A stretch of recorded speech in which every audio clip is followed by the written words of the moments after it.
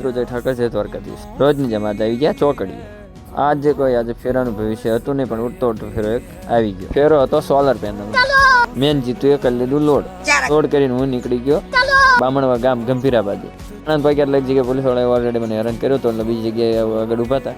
મેં મારી દીધી ગંજ બાજુ ટેમ્પી અને બોલાવી લીધા મારા બને. બીજો કોઈ શોર્ટકટ રસ્તો બતાવો એટલે એ આવી ગયા રસ્તો બતાવવા.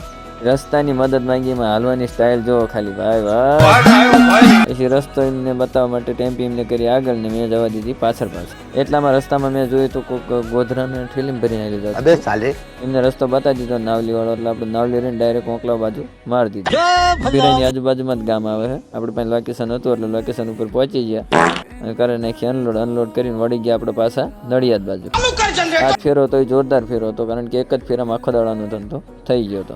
12:30 ફેરો ભર્યો તો લગભગ 4 જેવું થઈ ગયું હતું. લાગી હતી આપણને કડકડાઈને ભૂખ, એટલે મેં કીધું આસુદાર ચોકડીએ જઈને ખાઈ લઈશ. એટલે મારી દીધી આસુદાર ની આવીને આપણે ખાઈ લીધી દાબેલી ખાઈને વળી ગયા પાછા આપણે નડિયાદ બાજુ. આપણી પોતાના ઉપર વિશ્વાસ અને મહેનત ઉપર ભરોસો હોય ને એટલે ફેરો ગમે ત્યાંથી આવે. મળીએ કાલ. જય ઠાકર, જય દ્વારકાધીશ. #જય દ્વારકાધીશ.